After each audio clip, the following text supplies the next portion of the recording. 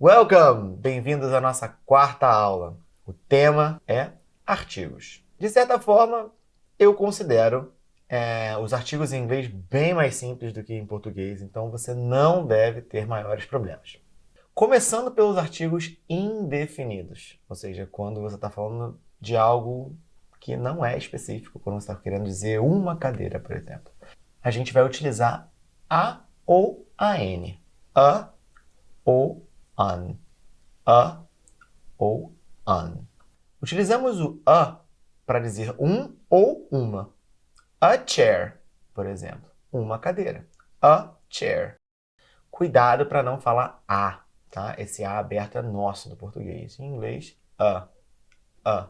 Utilizamos o a antes de substantivos que comecem com consoante, que comecem com uma consoante. Por exemplo, chair, chair, como eu dei no exemplo, cadeira começa com C, a consoante C. Por isso, chair, a chair, uma cadeira.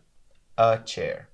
Quando esse substantivo ele é iniciado por uma vogal, a gente vai usar o N depois do A. An, an, an. Por exemplo, an apple, an egg, um ovo, an egg, an iPhone, um iPhone. É importante você perceber que na pronúncia, quando a gente usa o artigo indefinido an, é como se a gente tivesse um discurso conectado. Então, quando a gente está falando de an egg, a gente não vai falar quebradinho, an egg. A gente meio que junta essas duas palavras. An egg, an apple, an iPhone. Percebe? Agora, quando estamos nos referindo a algo mais específico, por exemplo, você não quer qualquer cadeira, você quer a cadeira, aquela cadeira. Então, a gente vai utilizar o artigo the. Não tem distinção de gênero no artigo. O que é maravilhoso, porque quando um estrangeiro está tentando aprender português, uma das coisas que mais tem dificuldade, né, que eles mais têm dificuldade, é justamente definir se uma palavra é masculina ou feminina. Em inglês, você não precisa definir nada, é tudo the.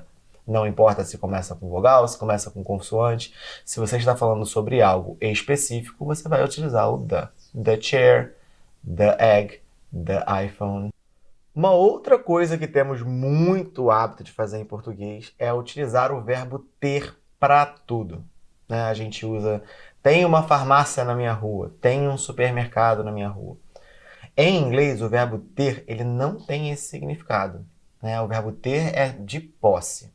Eu tenho uma casa. I have a house. Aí tudo bem. Percebe no a house? Eu tenho uma casa. I have a house. Quando o sentido da sua frase for de haver, for de existir, a gente vai utilizar o there is ou o there are. There is ou there are. There is a gente vai utilizar quando a gente está falando da existência de um objeto ou de um lugar ou de uma coisa em algum lugar. Por exemplo, there is a cookie on the plate. There is a cookie. There is a cookie. Olha o a dos artigos que a gente acabou de ver. There is a cookie on the plate. Há um biscoito no prato. Quando o sentido da sua frase for de haver, de existir, o correto é você utilizar o there is. Caso tenham diversos biscoitos dentro do prato, aí a gente vai utilizar there are. Tá?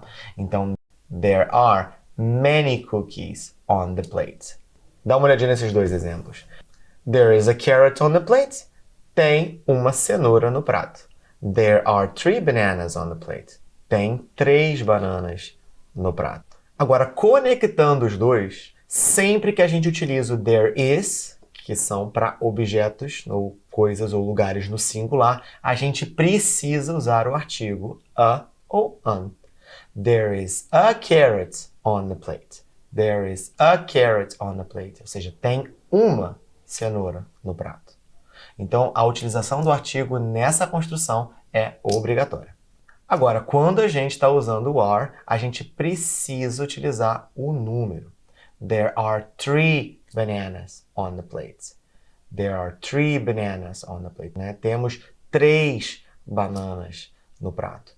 Então, quando utilizamos o there is, não esquece de usar o artigo. Quando utilizamos o there are, não esquece de colocar a quantidade que você está se referindo. Bom, e na aula de hoje é isso. O resto é exercício e é prática. No seu material de apoio, você vai encontrar diversos exercícios, bem como aqui na nossa plataforma também, para você colocar em prática tudo que a gente viu hoje. See you next class. Bye!